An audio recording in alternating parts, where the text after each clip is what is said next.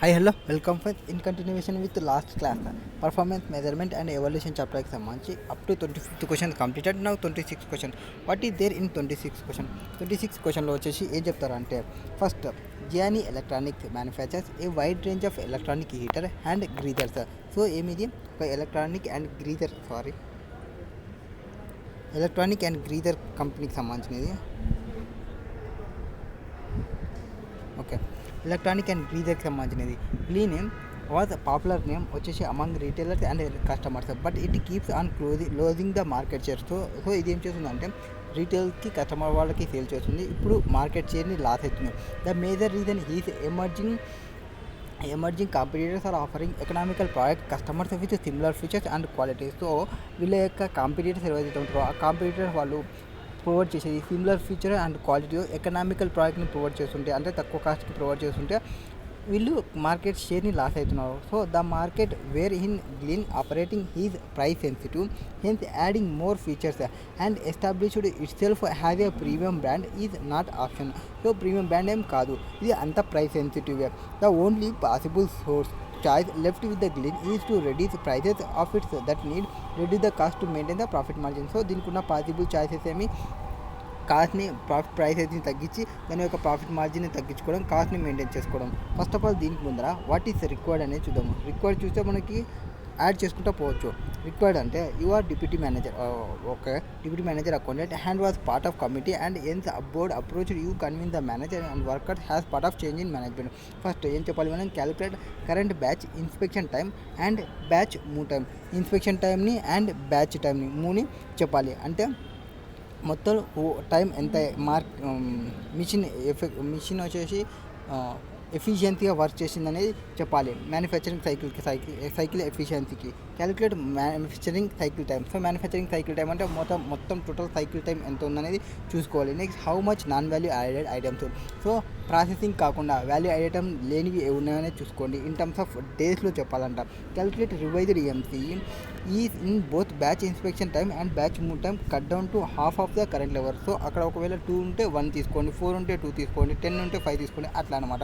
Next other elements remain constant.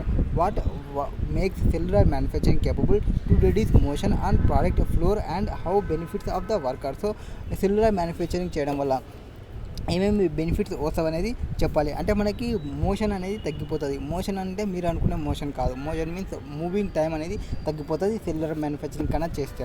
Now where have we will do that. First ఇప్పుడు క్వశ్చన్కి వద్దాం. ఏమేమి చేయాలి, మనకి ఎంసీ చెప్పాలి, ఎంసీ తర్వాత అది నాన్ వాల్యూ యాడెడ్ ఐటమ్స్ని చెప్పాలి, దాని తర్వాత సెల్యులర్ మ్యానుఫ్యాక్చరింగ్ గురించి చెప్పాలి. Now okay, the cost management committee was constituted to study the scenario and recommended the solutions to the board. The committee based upon their study suggested 3 phases solutions, out of which phase 1 is stress on enhancing manufacturing cycle efficiency from its current level 62.5 MCE ఎంత ఉంది ఇప్పుడు 62.5% ఉంది. The committee collect the following data with help from the office of chief management accountant. First, current batch wait time before అదే order getting process వచ్చేసి, అంటే ఇక్కడ before waiting అంటే ఇది మనకి నాన్ వాల్యూ యాడెడ్ యాక్టివిటీ అయినా మన యొక్క నాన్ వాల్యూ యాడెడ్ యాక్టివిటీలోకి రాదు. ఎందుకంటే ప్రొడక్షన్ స్టార్ట్ అయిన తర్వాత నుంచి మనం కన్సిడర్ చేసుకుంటాము వాల్యూ యాడెడా నాన్ వాల్యూడ్ యాడెడా. సో ఇది మనకి కన్సిడరేషన్కి రాదు. Time spent working on the product. Batch processing time is currently 20 days. So batch processing time spent working on the product processing time ఎంత 20 days. ప్రాసెసింగ్ టైం అంటే మనకి value added time 20 days అంటే. Next the time spent, the total time spend by product waiting to be processed, అంటే after the production ఈ started. ఈ waiting time, move time, inspector time, delivery time, ఇవన్నీ అంటే ఇవి batch కూలీ time. ఇవన్నీ currently 6 days ఉన్నాయి. అంటే మనకి ఈ non value added activity 6 days ఉంది అండ్ వాల్యూ యాడెడ్ వచ్చేసి 20 days ఉంది. Next currently the time spend on making sure that product are not defective, batch inspection time, and is double that time spent in transferring the product between workstations. So ఇక్కడ batch inspection time అనేది కూడా non value added activity. ఇది ఎంత ఉందన్నాడు, 2 double the time ఉందన్నాడు. So double the time అంటే into 2 చూసుకోవాలి. Next wear has the board of director based upon the committee reports decided to apply cellular manufacturing to reduce costs. So batch time ఒకటి 4 days అనేది అది మనకి irrelevant for decision making. 20 days is value added. Total time spent on product waiting the processor mood inspected. Batch queue time వచ్చేసి currently 6 days ఉంది. ఇది మనకి non value added వస్తుంది. Currently time spent on making sure the product are not defective కాకుండా ఉండడానికి. Batch inspection time అనేది ఒక time ఉంది. ఆ టైం ఏమనేది తెలియదు. ఆ టైంకి డబలే batch move time. So inspection time తెలియదు, మూవ్ టైం ఏమంటున్నాడు, ఇన్స్పెక్షన్ టైంకి డబల్ అంటున్నాడు. అంటే ఇన్స్పెక్షన్ టైం ఎక్స్ అనుకుంటే బ్యాచ్ టైం ఏమవుతుంది 2x అవుతుంది. No okay 2x and 20 days వచ్చేసి వాల్యూ యాడెడ్. అండ్ ఇంకోటి ప్లస్ ఈ 4 మనకి డెసిషన్ మేకింగ్ ఏం రాదన్నాం కదా. నెక్స్ట్ 6 days అండ్ పైన వచ్చేసి 20 days తీసుకోవాలి. ఎందుకు value added activity. Next the board of director based on upon the committee report decided to apply cellular manufacturing to reduce unnecessary move time based on work upon decision making tasks. Now where has cellular manufacturing move time based upon the decision tasks are corrected. Managers and workers show their resistance by stating we are not convinced that cellular manufacturing reduce the motions on the production floor. Some workers even mention that they are not aware of what is current batch inspection time and batch move time. So current inspection time మనం X అనుకుంటే move time ఎంత 2x.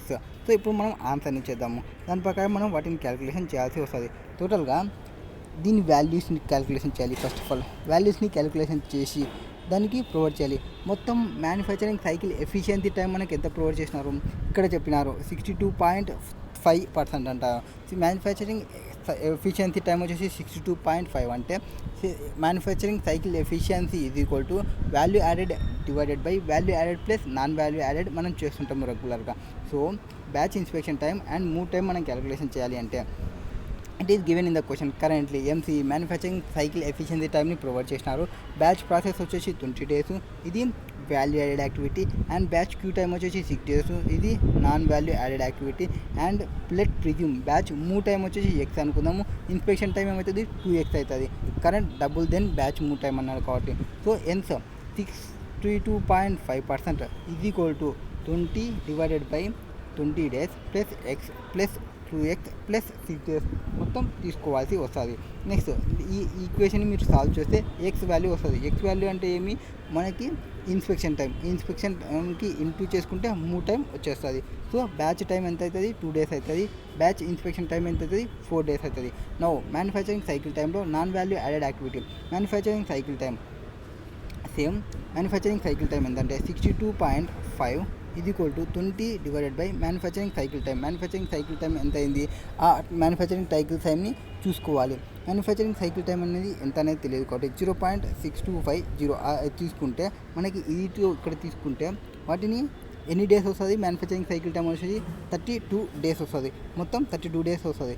అదేనా మనం ఎట్లా calculation చేయొచ్చు 32 days అనేది మొత్తం 20 వాటిని మన పైన క్యాలిక్యులేషన్ చేసినది 20 days plus X plus 2x plus 6 days చేసుకుంటే 20 days ఉంది కదా. ఆ 20 days okay calculation plus X అంటే మనకి ఏమొచ్చింది 2 వచ్చింది. 20 ప్లస్ 2 22 అవుతుంది. 2 ఇంటూ ఎక్స్ 4 వేసుకుంటే 4 ఇంటూ 2 ఎంత అవుతుంది 8 అవుతుంది. 8 plus 2 10 plus 20 30 days plus 6 days అది 4 days అన్నారు కదా. ఓకే 8 ఆ వాల్యూ చూసుకుంటే మొత్తానికి మనకి మ్యానుఫ్యాక్చరింగ్ సైకిల్ టైం వచ్చేసి 32 days వచ్చేస్తుంది. ఆర్ ఇంకొక రకంగా ఎట్లా చేయొచ్చు అంటే సింపుల్గా అదో ఎక్స్ ప్లేస్లో 2x ప్లేస్లో వాల్యూస్ని పెట్టేస్తే 32 days వచ్చేస్తుంది. ఇవి మనం పైన ఫస్ట్ దానిలో క్యాలిక్యులేషన్ చేసినది. నెక్స్ట్ దాంట్లో నాన్ వాల్యూ యాడెడ్ యాక్టివిటీ కావాలంటే 20 days వచ్చేసి వాల్యూ యాడెడ్ యాక్టివిటీ అంటే రిమైనింగ్ 12 days వచ్చేసి నాన్ వాల్యూ యాడెడ్ యాక్టివిటీ అవుతుంది. So or 2 days plus 4 days plus 6 days 12 days వచ్చేసి if discussion is regarding customer response time then non-value added time also include wait time before order getting processed వాటి గురించి సంబంధించి చెప్తున్నారు. Now revised manufacturing efficiency revise దాంట్లో ఏం చెప్తున్నారు inspection time and batch move time cut down the half. అంటే already 2 ఉండేది ఇప్పుడు ఎంత కావాలి 1 కావాలి. 4 ఉండేది ఎంత కావాలి 2 కావాలి. So 1 and 2 so 20 divided by 20 plus 1 plus 2 plus 6 చేసుకుంటే ఎంత అవుతుంది 20/29 అంటే 0.6897 ఆర్ 68.97 అవుతుంది manufacturing cycle efficiency. Next improvement is recorded from 62.5 అంటే ఫస్ట్ వచ్చినది ఇప్పుడు ఎంతకు వచ్చింది 68.97కి వచ్చింది on account of cut down of batch inspection time and batch move time of current లెవెల్కి తగ్గడం వల్ల మ్యానుఫ్యాక్చరింగ్ ఎఫిషియన్సీ అనేది పెరిగింది. Now where has cellular manufacturing గురించి చెప్పమన్నారు. సెల్యులార్ మ్యానుఫ్యాక్చరింగ్ గురించి ఏం చెప్తామంటే cellular manufacturing capable to produce motion on the production floor. ఇది మోషన్ని తగ్గిస్తామని చెప్పినాము. Wear has cellular manufacturing is lean way to enhance productivity by improving the performance in the context of time and motion. దీన్ని ఎట్లా చేస్తామంటే cellular manufacturing అనేది ఏదానికోసం చేస్తామంటే మన యొక్క పర్ఫార్మెన్స్ని ఇంప్రూవ్ చేయడానికి. ఎట్లా పర్ఫార్మెన్స్ ఇంప్రూవ్మెంట్ చేస్తాయంటే మనకున్న టైంని అండ్ మనకున్న మోషన్ని వీటి ఇన్వాల్వ్ ప్రొడక్షన్ టైంలో ఏవైతే ఉంటాయో వాటిని రెడ్యూస్ చేస్తుంది. Cellular manufacturing is an application of group technology in manufacturing in which all or portion of the firms manufacturing system has been converted into manufacturing cells. Manufacturing system ఏదైతే ఉంటుందో firms యొక్క manufacturing system దాన్ని manufacturing సెల్స్గా convert చేస్తుంది. That is a cluster of machines or process located in close proximity and dedicated to manufacturing of family parts. In this case manner cellular manufacturing results in the reduction of move time అనేది reduction కావడము and reducing material handling cost. Material హ్యాండ్లింగ్ని reduction చేయడము that is through integrated cells and transmit time and using smaller batch size. even single units ఉన్నని hence motion that is movement of material కి సంబంధించి are and ప్రోడక్ట్కి సంబంధించి and work and production is reduced the production floor. దీనివల్ల ఏమవుతుందంటే manufacturing వల్ల move టైంని తగ్గిస్తుంది. Motion time అనేది తగ్గుతుంది. అంటే మెటీరియల్ని అక్కడి నుంచి ఇక్కడ నుంచి అక్కడ తీసుకుపోయేది తగ్గుతుంది. This may also results in reducing queue టైంని అంటే వెయిటింగ్ టైం కూడా తగ్గిస్తుంది. Because batch size is small even single piece flow in small some cases. So queue time అంటే వెయిటింగ్ లిస్ట్లో ఏమీ పెట్టదు, అది తక్కువ ఉన్నప్పటికీ ట్రాన్స్ఫర్ చేసేస్తుంటుంది వెంటనే. This is beneficial to the workers as well has two ways as part of enhancing the productivity for organization first and due to less motion and fatigue will also be less to the workers after work in shift on the same. So మొత్తం అంతా ఒక కట్ట తీసుకొని ఆ కట్టను తీసుకొచ్చి అక్కడ పెట్టి అట్లా చేస్తుంటే వర్క్ ఎక్కువ అవుతుంది. అట్లా కాకుండా ఒకదాని తర్వాత ఒకటి పంపిస్తుంటే వర్క్ తక్కువ అవుతుంది. దానివల్ల ఏమవుతుందంటే ఎంప్లాయీస్ అనేవాళ్ళు ఫ్యాటిగ్గా ఫీల్ అవుతారు. అంటే ఒకదాని తర్వాత ఒకటి వస్తుంటే వర్క్ మూవ్ ఆన్ అవుతుంటుంది, వాళ్ళు కూడా కొంచెం ఎంజాయ్మెంట్ ఫీల్ అవుతారు. అంతేగాని ఒకటేసారి కట్ట వర్క్ తెచ్చి వర్క్ మీద పడేస్తే ఫైల్ మీద ఫైల్స్ అన్ని ఫైల్స్ ఒకటేసారి మీద ఫైల్ చేయమంటే మీరు చేయడం కష్టమవుతుంది. అట్లా కాకుండా ఒక ఫైల్ కంప్లీట్ తర్వాత ఒక ఫైల్ వస్తుంటే ఒక ఫైల్ తర్వాత ఒక కంప్లీట్ వస్తుంటే you will feel better. Next second since is working on a more than one machine and part hence may feel more empowered. So machine అనేది సింపుల్గా ఒకదాని తర్వాత ఒకటి వర్క్ చేస్తుంటే వాళ్ళు ఎంపవర్గా ఫీల్ అవుతారు. So cellular manufacturing leads to win situation where in organization benefits reduce direct labour cost and workers heighten the sense of participation. So అందరూ పార్టిసిపేట్ చేస్తారు కాబట్టి అందరికీ కొంచెం బెనిఫిటే అనిపిస్తుంది. Next question number 27. What is there in question number 27? What is there కుందరా what is required అనేది చూద్దాం. సో వాట్ ఈస్ రిక్వైర్డ్, ఇక్కడ రిక్వైర్డ్ లేకొస్తే Board of Trustees at CRF in doubt and divide over the need of performance measurement and evaluation. Majority is in favor of justifying the needs.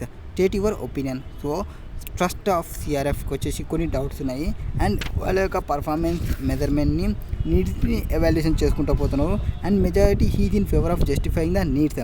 State your opinion, మన యొక్క ఒపీనియన్ని చెప్పాలి.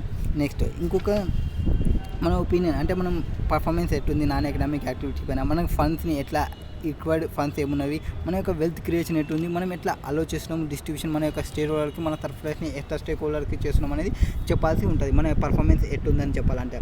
Next state at least 3 difficulties associated with performance management. Performance మేనేజ్మెంట్లో 3 difficulties ఏముంటాయి అంటే మన యొక్క performance commitment ఎట్టున్నవి, మనకి మల్టిపుల్ ఆబ్జెక్టివ్స్ ఏమున్నవి అండ్ వేర్ హ్యాస్ మనకి ఇంకా ఏముంటుంది మెజరింగ్ అంటే మన యొక్క ప్రోడక్ట్ని ఎట్లా మెజరింగ్ చేస్తున్నాము వాటికి సంబంధించి చూసుకోవాల్సి వస్తుంది. సిఆర్ఎఫ్ అనేది ఏమనేది తెలియాలి. సిఆర్ఎఫ్ అంటే నాట్ ప్రాఫిట్ ఆపరేటింగ్ కాబట్టి దానిలో డిఫికల్టీస్ అనేది క్వాంటిఫై చేయలేము.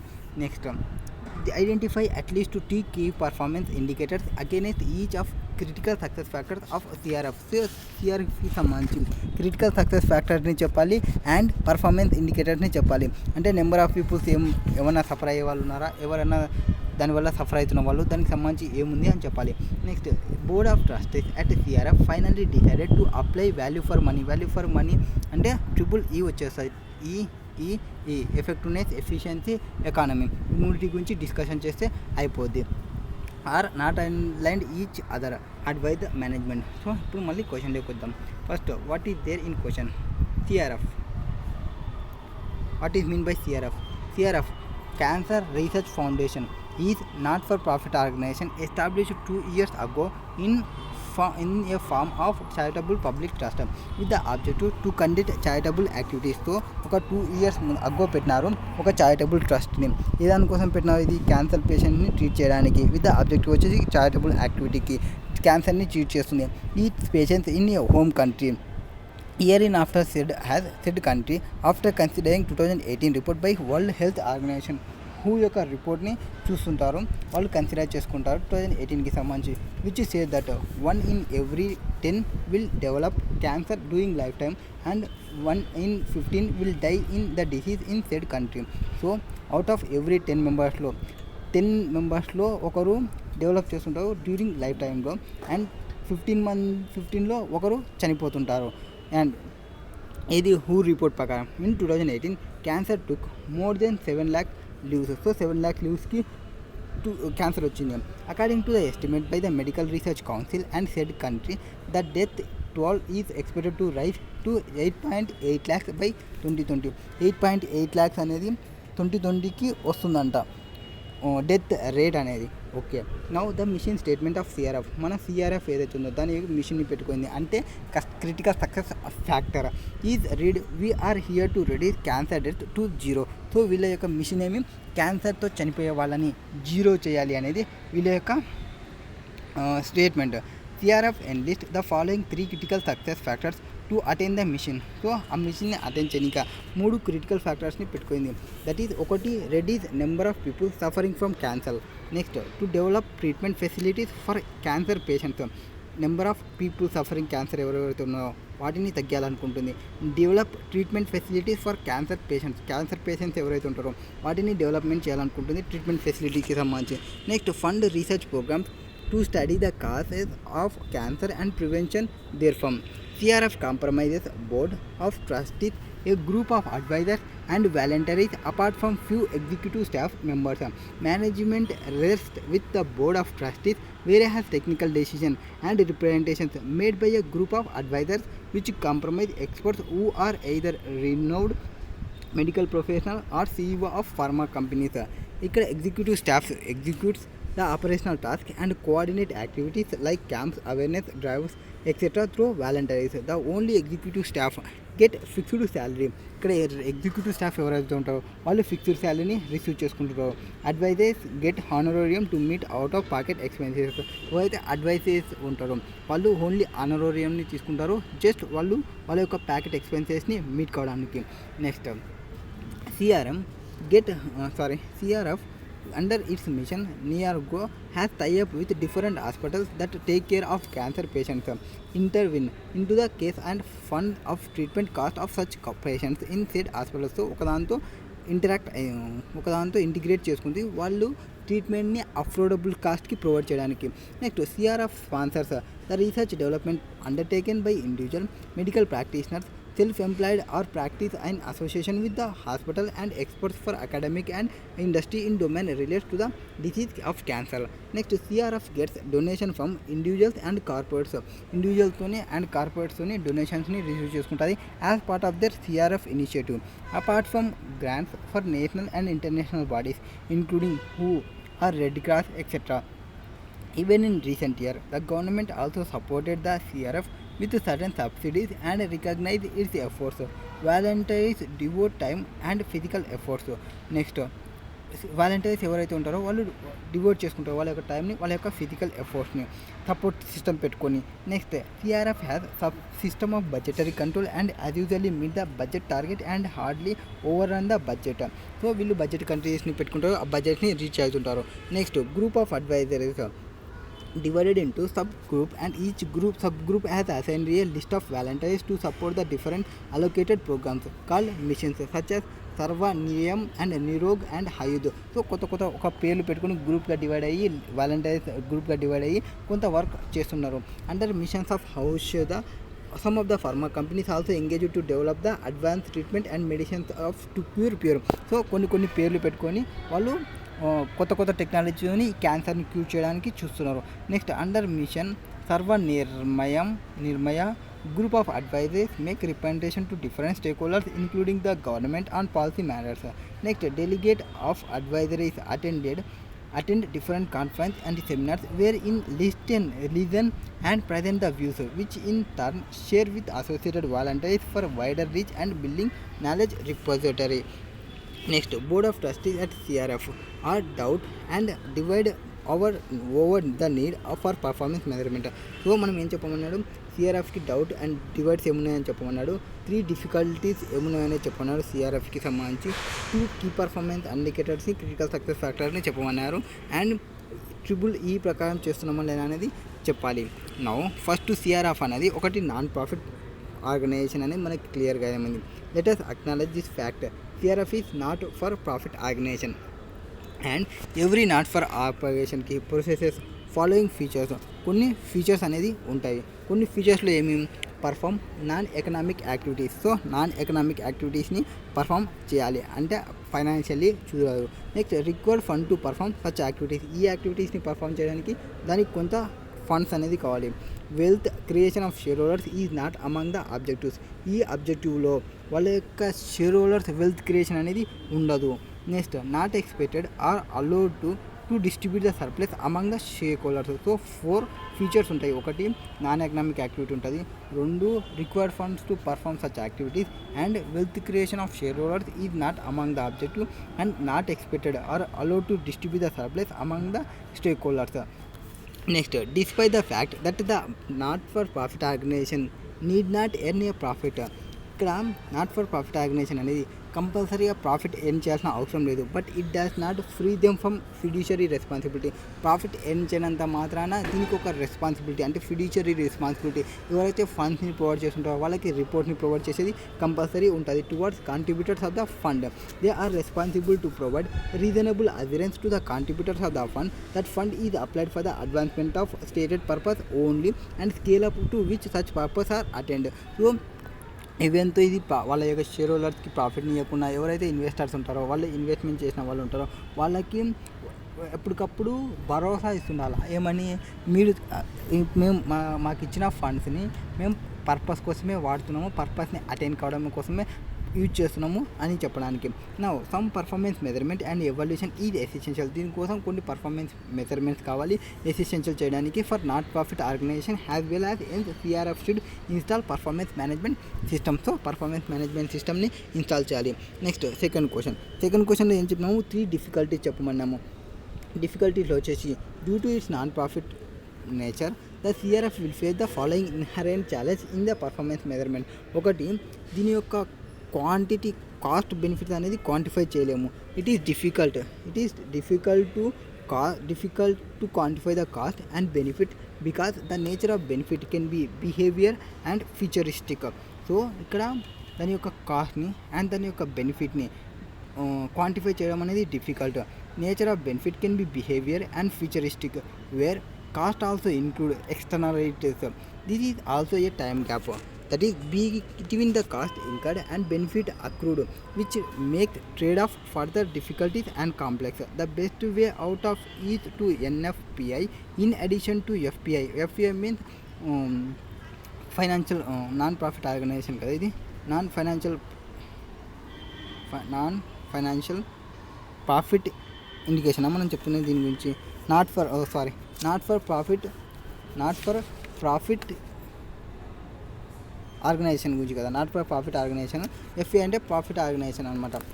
Okay, best way to consider non monetary consideration even qualitative.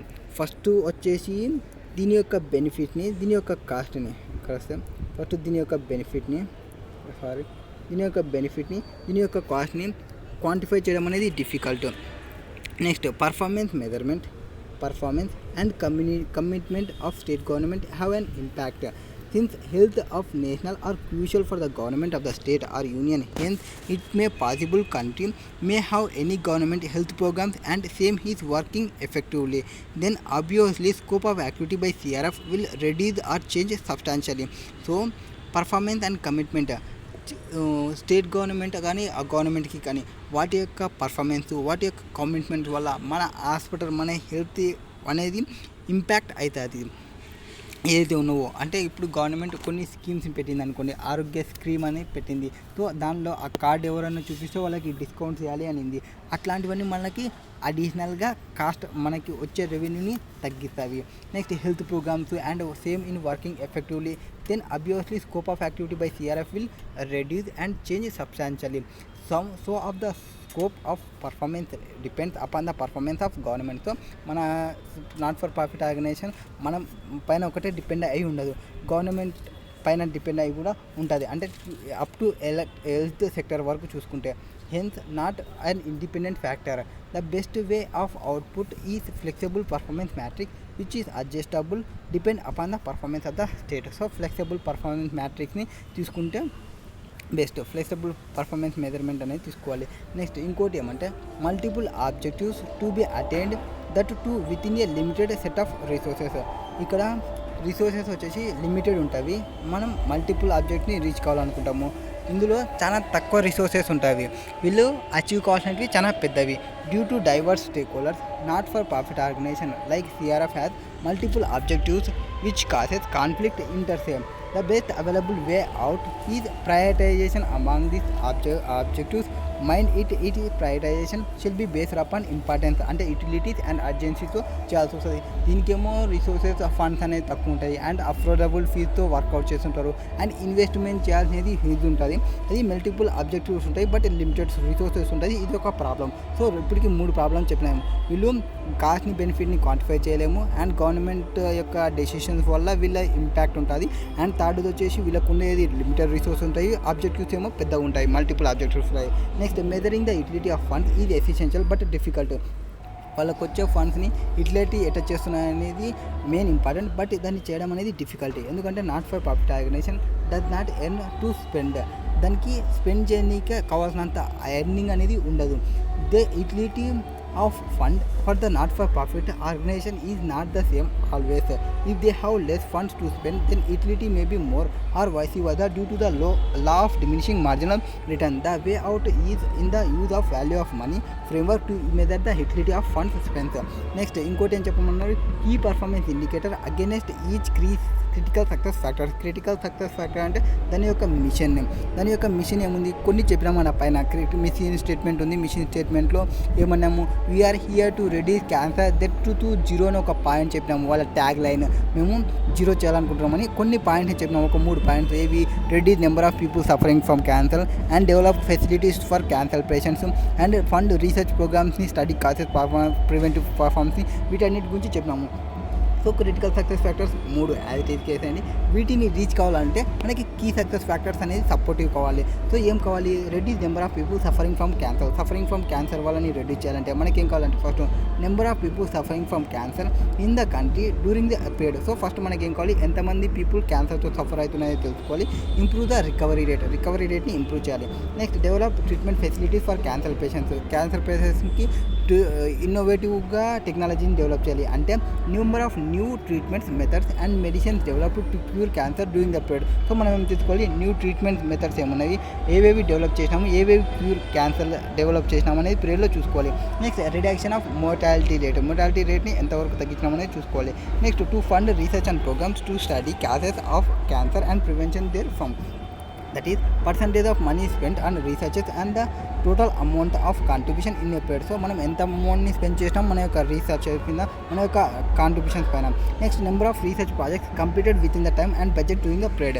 For each type of cancer only those which proceed beyond the clinical trial to mainstream medical practice. Alternative KPIs but those which are relevant to the fact as the case may also be provided. Next value for money గురించి చెప్పమన్నాను. Value for money గురించి అంటే మనం 3 E's గురించి చెప్పాల్సి వస్తుంది. Economy, efficiency, effectiveness.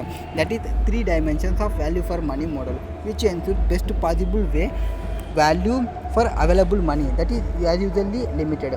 First ఒకటి effectiveness అంటే ఏమి, స్పెండ్ వైజ్లీ, మనం స్పెండింగ్ అనేది వైజ్లీగా ఉండాలి. That is output methods, the goal approach to check whether the organisation has achieved it desired mission and objectives. So ఇక్కడ ఎఫెక్టివ్నెస్ ఏం చెప్తారంటే, గోల్ అప్రోచ్లో మన యొక్క ఆర్గనైజేషన్ అనేది డిజైర్డ్ మిషన్ అండ్ ఆబ్జెక్టివ్స్ని అచీవ్ అవుతుందా, అచీవ్ కావడం లేదా. ఎఫెక్టివ్నెస్ అంటే ఏమి, మన యొక్క ఆర్గనైజేషన్ అనేది డిజైర్డ్ మిషన్స్ని, డిజైర్డ్ ఆబ్జెక్టివ్స్ని అచీవ్ అవుతుందా, అచీవ్ కాకుండా. Next efficiency, spend well means link between input and output factors. So మనం మంచిగా స్పెండ్ చేయాలి. మన యొక్క ఇన్పుట్స్, మన యొక్క అవుట్పుట్స్, మనం పెట్టే కాస్ట్కి మనం రిటర్నింగ్ వస్తుందా లేదా అనేది. A process approach to check whether the resources and funds available organization has been utilized efficiently. దానికి వచ్చే ఫండ్స్, దానికి వచ్చే రిసోర్సెస్ యూటిలైజేషన్ అనేది ఎఫిషియెంట్లీగా యూటిలైజ్ చేస్తుందా లేదా అనేది చూసుకోవాలి. Next maximum output has been obtained with minimum input. మనం మ్యాక్సిమం అవుట్పుట్ అనేది రావాలి విత్ మినిమం ఇన్పుట్ని తీసుకొని. నెక్స్ట్ ఎకానమీ అంటే మనం ట్రైన్కి సంబంధించిన ఎగ్జాంపుల్ చెప్పుకుంటూ ఉంటాము. ఇప్పుడు ఏమైనా ట్రైన్కి సంబంధించి అంటే ఎకానమీ అంటే స్పెండ్ లేస్తాం అండ్ ఇన్పుట్ మెథడ్స్ అనేది చూసుకొని డిజైర్డ్ అవుట్పుట్ అనేది రీచ్ కావడము. The resource approach to check whether the appropriate quantity and quality of inputs are available at the low cost. మనకి ఏవైతే appropriate quantity and quality inputs available అనేది low కాస్ట్లో ఉన్నవా లేదనేది చూసుకోవాలి. To form integrated conclusions based on the non aligned outcomes. 3 is the broad of trust me consider following step wise guidelines. కొన్ని గైడ్లైన్స్ని follow కావాలి. స్టెప్ 1 గైడ్లైన్ ఏమంటే, whether the objectives are achieved. ఆబ్జెక్టివ్స్ని అచీవ్ అయినామా లేదా అని చెప్పడానికి ఏమి, ఆపరేషన్స్ అనేది ఎఫెక్టివ్ ఉన్నవా లేవా. ఈ క్వశ్చన్కి సంబంధించి ఆన్సర్ అనేది ఎస్ వస్తుందా ఆర్ నో వస్తుందా. ఇప్పుడు ఫస్ట్ క్వశ్చన్కి ఆన్సర్ అంటే మన యొక్క ఆపరేషన్స్ అనేది ఎఫెక్టివ్ ఉన్నాయి ఆర్ మన యొక్క ఆబ్జెక్టివ్స్ ఆర్ అచీవ్ అయినామా అనే దానికి ఆన్సర్ అనేది ఎస్ వస్తే, దెన్ ఆస్క్ ద ఎక్స్పెన్సెస్. మనం అచీవ్ అయ్యింటే మన యొక్క ఆబ్జెక్టివ్స్ని అచీవ్ కావడానికి మనం పెట్టిన ఎక్స్పెండిచర్ అనేది విత్ ఇన్ బడ్జెట్లో ఉన్నవా లేదా. విత్ ఇన్ బడ్జెట్లో ఉంటే operations are economically and efficient ఉన్నట్టు. ఒకవేళ ఫస్ట్ దానికి ఆన్సర్ అనేది నో అంటే ఫస్ట్ది సెకండ్ది ఆన్సర్ ఎస్ అనుకోండి, board of trust can conclude value of money served వచ్చేసి ప్రాపర్గా వచ్చేసినట్టు. ఒకవేళ అది నో వచ్చింది అనుకోండి answer, a cost overrun can also be justified only if the operations have been effective, provided further that all expenses incurred in need justified and the other resources have been put to possible best use. In given cases, it is mentioned that CRF has a system of budgetary control and as usually meet the budgetary target and had overrun that budget. So budgetary కంట్రోల్స్ని పెట్టుకోవాలి, బడ్జెట్ని meet కావాలి, budget టార్గెట్ని and బడ్జెట్స్తో over run చేసుకుంటూ పోవాలి. Next less పాలసీతోని. Next ఒకవేళ పైన క్వశ్చన్కి ఆన్సర్ నో వస్తే ఏది, మనం మన యొక్క ఆబ్జెక్టివ్ని అచీవ్ కాలేదు, ఆర్గనైజేషన్ అనేది అచీవ్ కాలేదు, ఆపరేషన్స్ అనేది ఎఫెక్టివ్గా లేవు, దాని ఆన్సర్కి నో వస్తే అప్పుడు అడగండి ఏమని, మన యొక్క మార్జినల్ డిఫరెన్స్ ఎంత డిఫరెన్స్ వచ్చింది, మన యొక్క బడ్జెట్స్ని if the target is missed marginally then apply the decision principle stated. ఒకవేళ మనం అచీవ్ కాలేదని చెప్తుంటే ఎంతవరకు అచీవ్ కాలేదు, ఎంత డిఫరెన్స్ అనేది చూసుకోవాలి. ఆ అచీవ్ అనేది మార్జినల్ ఉంటే అంటే కొంచెమే ఉంటే డెసిషన్ ప్రిన్సిపల్స్ని అప్లై చేయండి. ఒకవేళ హ్యూజ్ ఉంటే but the target missed with huge difference then review the strategy, మన స్ట్రాటజీని రివ్యూ చేసుకోవాలి. సో కంటిన్యూ చేద్దాం. Next question number 28. What is there in question number 28? A customer want to buy a system for single year. So single ఇయర్కి సంబంధించి ఒక సిస్టమ్ని buy చేయాలనుకుంటే అంటే మీన్స్ పర్చేజ్ చేయమనండి, no problem. Next where has ఈ a customer want to buy 2500 అనుకున్న plans ఏమంటే యూజెస్ ఫర్ 2500 అవర్స్. కాస్ట్ స్ట్రక్చర్ని ప్రొవైడ్ చేసినారు. సిమిలర్ ప్రోడక్ట్ సంబంధించి కాస్ట్ స్ట్రక్చర్ని, సిస్టమ్ ఎక్స్ ఉంది, X2 ఉంది. సో ఆపరేటింగ్ కాస్ట్ ఉంది, ప్రాఫిటబిలిటీ సిస్టమ్ క్రాష్ ఉంది ఆర్ ప్రైస్ ఉంది అండ్ X2కి వచ్చి సంబంధించి 7.5 ఆపరేటింగ్ కాస్ట్ ఉంది, ప్రాబబిలిటీ ఆఫ్ సిస్టమ్ క్రాష్ ఉంది. బట్ ఇది లేదు అంటే మనకి TEV వాల్యూ కావాలి, థియరిటికల్ ఎక్స్ వాల్యూ కావాలి.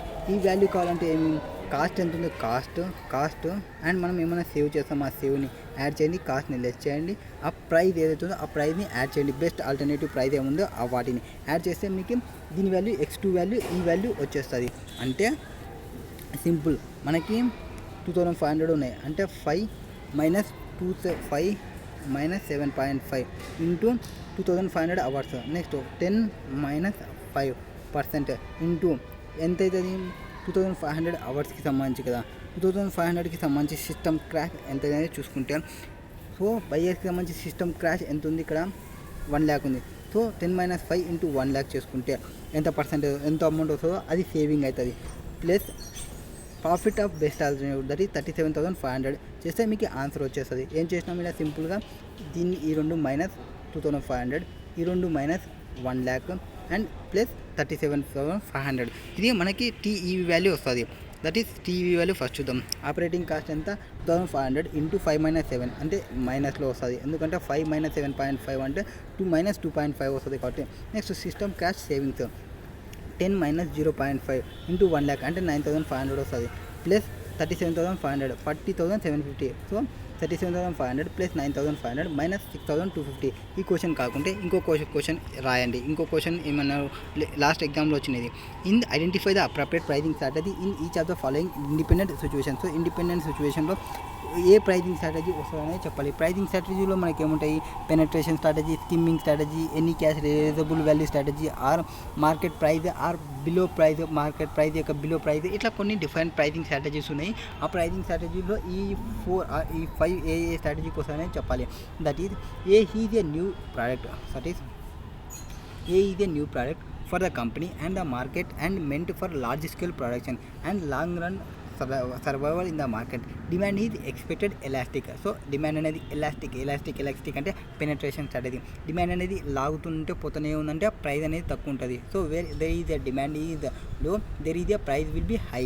సో ఎలాస్టిక్ ఉందంటే ఎంతైతే డిమాండ్ కావాలంటే అంత పోతుందంటే ప్రైస్ తక్కువ ఉంటాయి. ప్రైస్ తక్కువ ఉంటే డిమాండ్ ఎక్కువ ఉందంటే penetration strategy. Next B is a new product for the company but not for market కోసం కాదు.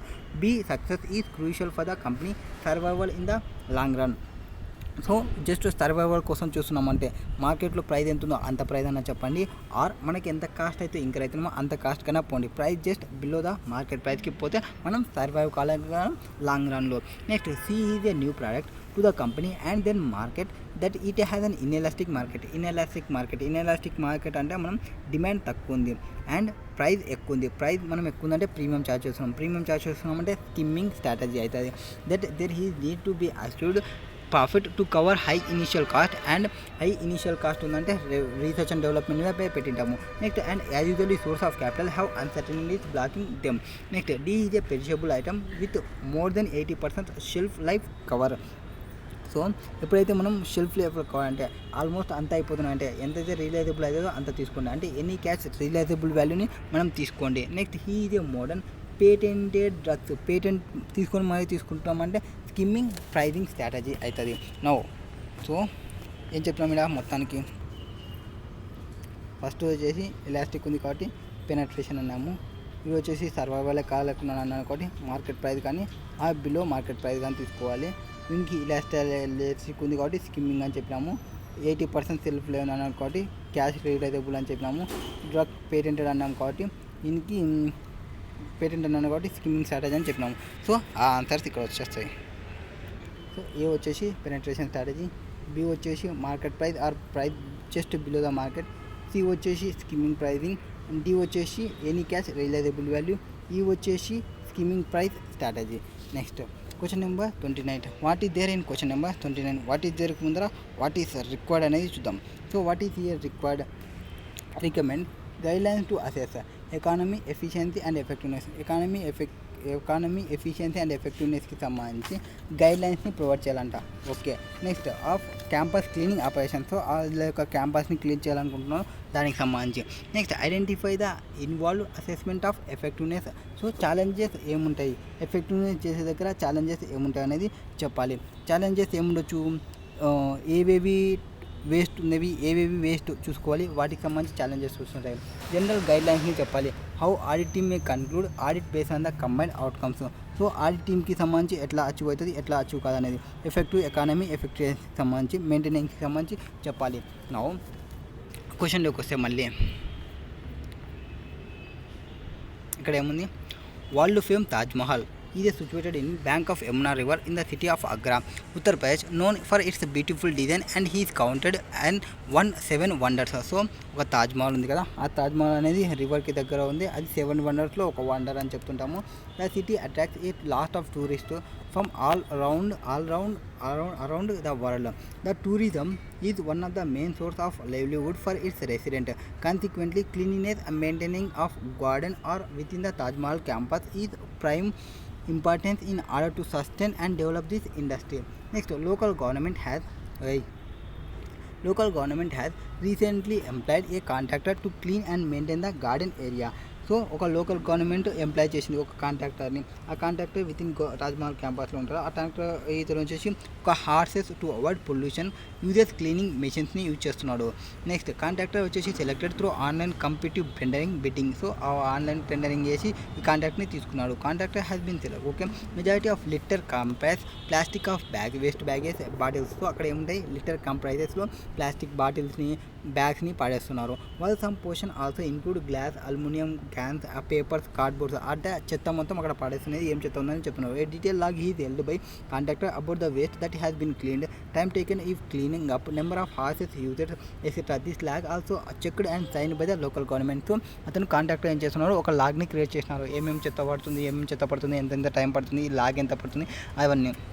This record is use to process payment at the end of the month. So end of the మంత్కి ఎంత payment చేయాలనేది దీన్ని base చేసుకొని ఉంటుంది. In addition to contacting the local government అది also placed bin at various locations. So కొన్ని ప్లేసెస్లో Binny dust bins అని పెట్టినారు. ఏది డైరెక్ట్ స్టాండ్లో పడేయకుండా ఉండడానికి. Within the campus for the public to dispose their waste. The Nagpur Nigam's work clean these bins every morning. Again, detailed logs of manpower and other resources employed are kept by respective department. In addition, the government has started mobilizing messaging. So government ఏం చేసిందంటే అక్కడ ఎవరైనా చెత్త పడేస్తుంటే మెసేజెస్లో కూడా చెప్పమని చెప్తుంది. Public messages to the concern department if they litter anywhere in the campus depending upon the where how overflow bins are scattered the Nagpur Nigam workers will taken action within 12 hours. So ఆ bins ఆ scattered ఆ water messages ఎవరైనా పెట్టినా వాటిని within 12 hours cleaning చేసేస్తారు. A detail log of these operations also maintenance. So రెండు, ఒకటి కాంట్రాక్ట్కి సంబంధించి, ఇంకోటి డస్ట్బిన్స్కి సంబంధించి మెయింటెనెన్స్ ఉంది. Patterns can also suggest measures for improving cleanliness on the board mentioned areas. Due to importance of the economy, local government has allotted substantial budget for those operations. At the same time, it is essential to know the sufficient for the purpose campus. Therefore, government want to assess whether the city is getting good value for money or expenditure. అంటే triple E గురించి చెప్పాలి. Triple E గురించి చెప్తే సరిపోతుంది. Triple E అంటే economy, efficiency and effectiveness గురించి చెప్పాలి. The internal audit team has been requested to undertake the study or requested for guidelines on whether the audit should focus on economy and efficiency of Taj Mahal campus cleaning operations or on effectiveness of the Sikkim.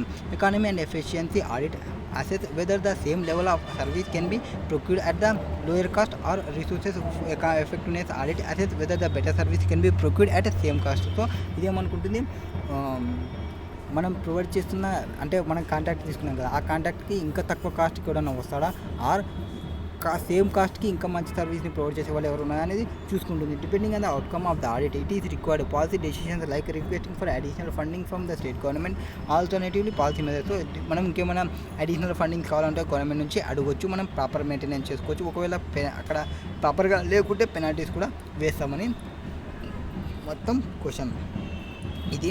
ఇప్పుడు economy, efficiency వాటి గురించి చెప్పుకుంటూ పోదాం. Already yesterday ఇట్లాంటి question ఒకటి discuss చేసినాము. అదే చెప్దాం. ఇంకోదేముంది, economy, efficiency, effectiveness 3 dimensions. Value for మనీకి 3 dimensions, ఎకానమీ అండ్ ఎఫిషియన్సీ. ఈ రెండు ఏం చెప్తారంటే audit of operations focuses on consumption of resources. మనం రిసోర్సెస్ని ఎట్లా కన్జ్యూమ్ చేసినావు అనేది రెండు చెప్తాయి. ఏవి, ఎకానమీ అండ్ ఎఫిషియన్సీ వచ్చేసి రిసోర్సెస్ కన్జంప్షన్ ఆఫ్ రిసోర్స్ గురించి చెప్తుంది అండ్ అవుట్పుట్ అచీవ్డ్ గురించి చెప్తుంది. Whereas effectiveness of operation focus on the comparison of output achieved with the desire level of output. Effectiveness అంటే ఏమి, కంపారిజన్ చేయడం. అంటే మన యొక్క అవుట్పుట్ అచీవ్ అయిన అవుట్పుట్ని డిజైర్ లెవెల్ ఆఫ్ అవుట్పుట్స్తో అచీవ్ అయినామా లేదా అనేది చెప్పేది. Next economy. The dimension of economy has the final aspects of the activity that is or the objectives of the activity being achieved at reasonable cost. Economy అంటే ఏమి, మనం desired రిజల్ట్స్ని reasonable cost achieve అయినామా achieve కాలేదా అనేది చెప్పాలి. Reasonable కాస్ట్తోని to look at economy of cleaning and maintaining of the garden area side in campus of Taj Mahal operation cleaning expenses need to be bifurcated. So మనం క్లీనింగ్ ఎక్స్పెన్సెస్ని bifurcation చేసుకోమన్నాము. ఎందుకు? రెండిటిగా రెండు వర్క్ జరుగుతున్నాయి ఇక్కడ. ఒకటి కాస్ట్ సెంటర్కి సంబంధించి దట్ ఈస్ కాంట్రాక్ట్కి పేమెంట్ చేస్తున్నది, ఇంకోటి ఆ బిన్స్ని ఎంటీ చేస్తున్నది, ఇంకోటి మెసేజింగ్ సిస్టమ్తో చేస్తున్నది. At this stage only competitive tender process may be reviewed to ensure that the contractor getting the order is offering the required quality of services at lower prices. వాళ్ళు వచ్చేసి only tenders provide చేస్తున్నారు కాబట్టి ఆ టెండర్స్లో చూసుకోవాలి. ఎవరైతే తక్కువ మనకి provide చేస్తున్నారో ఆ తక్కువ ప్రొవైడ్ చేసిన అతనికి కాంట్రాక్ట్ని ప్రొవైడ్ చేయడం. And similarly bins are procured at lowest possible price. బిన్స్ని లోయెస్ట్ పాసిబుల్ ప్రైస్లో మనం తీసుకోవాలి. Next for the sub categorising of expenses into cost head such labour material disposal van expenses etcetera also be needed collated cost records. This will help comparison over the period as well. So వీటితో పాటు మనం ఇంకేం తీసుకోవాలి? ఆ డస్ట్ని clean చేయడానికి ఎంతమంది లేబర్స్ని use చేస్తున్నారు, and materials ఏమేమి యూజ్ చేస్తున్నారు, అంతే వాడు కొత్త మిషన్ని కొనుక్కున్నాడు మెటీరియల్స్, అండ్ డిస్పోజల్ వ్యాన్స్ ఎన్ని ఉన్నాయి, ఇవన్నీ చెక్ చేసుకోవాలి. ఇవి మనకి కంపారిజన్ పర్పస్కి వర్క్ అవుతాయి. Then afterwards these shall be compared to the budget that are approved by the local government of Agra. And వీటిని బడ్జెట్స్ని ఏదాంతో కంపేర్ చేసుకోవాలి? ఆగ్రా వల్ల గవర్నమెంట్ అప్రూవ్ చేసిన దాని ప్రకారం if the quality of cleaning has been achieved by staying within budgets. So వాళ్ళు ఆ cleaning operation అనేది విత్ ఇన్ బడ్జెట్లో రీచ్ అయినామా రీచ్ కాలేదా, రీచ్ అయింటే ఆపరేషన్ అనేది ఎకనామికల్గా ఉన్నట్టున్నాయి. However if the expenditure exceed the budget then the government should make comparison of cost with the cost of similar operation. ఒకవేళ ఆ కాస్ట్ అనేది ఎక్సీడ్ అయితే సిమిలర్ ఆపరేషన్స్ ఎవరైతే చేస్తుంటారో వాటితో కంపారిజన్ చేసుకోవాలి. అంటే నెక్స్ట్ పక్కన స్టేట్లో నెక్స్ట్ పక్కన డిస్ట్రిక్ట్లో ఎవరైతే ఉంటారో వాళ్ళు. And comparison if the fund cost incurred by the Agra local government is more than cleaning operations are set to be non economical. So అట్లా కంపేర్ చేసుకున్నప్పుడు మనది చాలా వేరియన్స్ వచ్చింది అనుకోండి, వేరియన్స్ ఎక్కువ వచ్చిందంటే మనం ఆపరేషన్ అనేది ఎకనామికల్గా లేదు, నాన్ ఎకనామికల్గా ఉన్నట్లు. సో నాట్ ఎఫిషియెంట్ అని చెప్పొచ్చు. Next efficiency means efficiency assess volume of input consumed. ఎంతైతే ఇన్పుట్ని కన్జ్యూమ్ చేస్తున్నాడో దానికి డిజైర్డ్ లెవెల్ ఆఫ్ అవుట్పుట్స్ వచ్చినావా లేదా. ఎఫిషియన్సీ అంటే volume of input consumed to derive the desired output that is or the resources and funds being consumed to get the output. So మనం use చేస్తున్న resources, మనం use చేస్తున్న funds consume చేస్తున్నటువంటి మనం maximum అవుట్పుట్ని రీచ్ అవుతున్నామా reach కావడం లేదా. Efficiency of cleaning and maintaining operations can be determined by checking the log records. ఈ ఎఫిషియన్సీ ఆఫ్ క్లీనింగ్ని మెయింటైనింగ్ని ఎట్లా చెక్ చేసుకోవాలంటే లాగ్ ఏవైతే రికార్డ్ మెయింటైన్ చేస్తున్నామో అంటే cleaning operations by the contractor and municipality workers ఉంటాయి కదా, వీటికి సంబంధించి చూసుకోవడం. This would how detail of activities carried out and resource utilised for each of them. So detail యాక్టివిటీస్ని తీసుకోవాలి, resource utilised for them each of దెమ్కి సంబంధించి. For each of this services be it cleaning and maintaining garden and empty out bins or mobiling message systems. So each of services మనం ఏమేమి services ఉన్నాయి మనకి? ఒకటి contractor clean చేసేది, ఒకటి bins clean చేసేది, ఒకటి మెసేజింగ్ సిస్టమ్తో క్లీన్ చేసేది. 3 కాంట్రాక్ట్స్ మనకు ఉన్నాయి. వీటికి సంబంధించి కాస్ట్ డ్రైవర్స్ని ఐడెంటిఫై చేయాలి అండ్ సర్టెన్ మెట్రిక్స్ని కూడా ఐడెంటిఫై చేయాలి అండ్ అనలైజ్ చేయాలి వాటిని. For example cost of cleaning per square metres of garden can be computed or cost of emptying each bin can be computed or cost of responding each cell can be computed. ఎట్లా calculation చేస్తాము? Contract సంబంధించి మొత్తం square feets ఎంత చేస్తున్నాయని చూసుకోవడం. Are బిన్స్కి సంబంధించి అయితే bins municipality వాళ్ళకి సంబంధించి ఎన్ని బిన్స్ని క్లీన్ చేస్తున్నాయని చూసుకోవడం. మెసేజ్ వాళ్ళకి సంబంధించి అయితే ఎన్ని మెసేజెస్ వస్తున్నాయి, ఎన్ని మెసేజ్కి రియాక్ట్ అయ్యి ఎంత చేస్తున్నాయి అనేది చూసుకోవడం. ఇవి కాస్ట్ని డివైడ్ చేసుకోవడం. Next may take more time or resources to clean.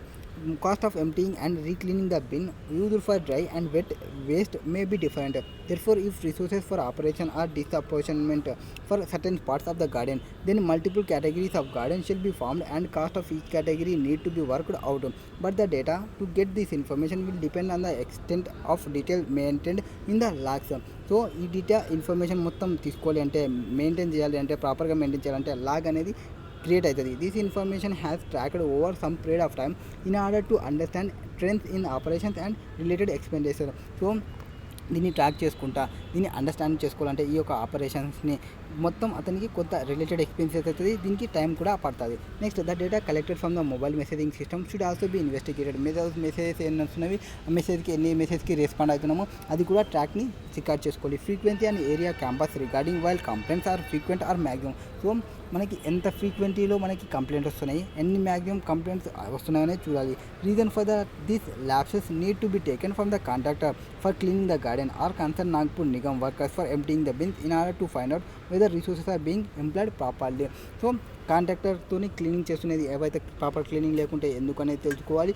Bins dust బిన్స్ని ప్రాపర్గా క్లీన్ చేయకుండా డస్ట్ బిన్స్ మున్సిపాలిటీ వాళ్ళని క్లీన్గా చేసుకోవాలి. అండ్ మెసేజింగ్ సిస్టమ్ వాళ్ళకి టైం ల్యాబ్స్ ఎంత అవుతుందనేది చెక్ చేసుకోవాలి. నెక్స్ట్ అంటే మనకున్న రిసోర్సెస్ని ప్రాపర్గా యూజ్ చేయడం ఎఫిషియన్సీలో. Next effectiveness means as earlier mention effectiveness of cleaning and maintaining operations. So here would focus on how actual cleanliness of garden area inside the campus compare with desire level of has led out when budget are allocated. So మనకున్న గార్డెన్ని ఎట్లా inside campus ఎట్లా ఉంది దాన్ని desire level of అవుట్పుట్తోని compare చేసుకోవడం. To assess whether performance has been met the target. మన performance అనేది టార్గెట్ని మెట్ అయినామా మెట్ కాలేదా. To begin with it should be clear as to what constitute litter. For operational angle it would be difficult to clean out every bit dry leaf. That is ఏవైతే మనకి trees నుంచి falling అయ్యే from team lying on the garden floor. However it possible to pick up every plastic bag or bottle empty spring N.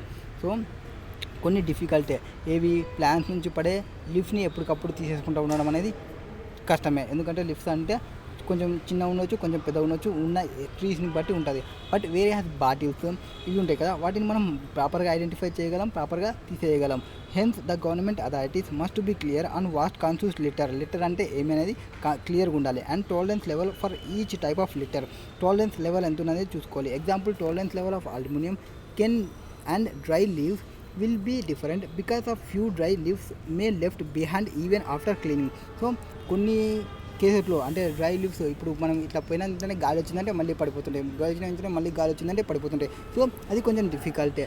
Quantity of waste collected would be indicator to make the above assessment. So మనం ఎంతవరకు అయితే quantity మనం తీసుకున్నాము దాన్ని base చేసుకొని ఉండాలి. Certain other parameters like safety standards can also be defined. Safety problems could be cut from sharp objects like glass assessment to be made whether these standards are met. So కొన్ని స్టాండర్డ్స్ని maintain చేయాలి.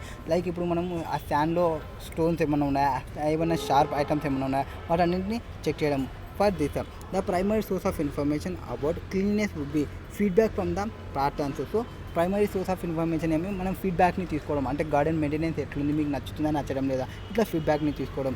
Next this could be in the form of complaints receive directly or through them mobile messaging system would be provided data to work out the metrics.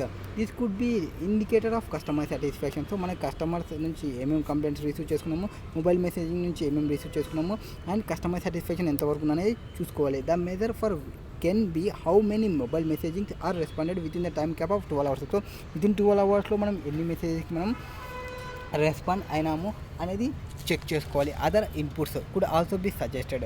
Other inputs ఏముంటాయి given by the patterns about the way to improve cleanliness. Observation by making surprise visits to inspect immediately after cleaning operations would also be provided sufficient evidence of effectiveness. Effectiveness అంటే ఏమి, ఒక contractor work చేసిపోయినామని చెప్పిన తర్వాత వెంటనే వెళ్ళి surprise visit చేసి work చూడడం.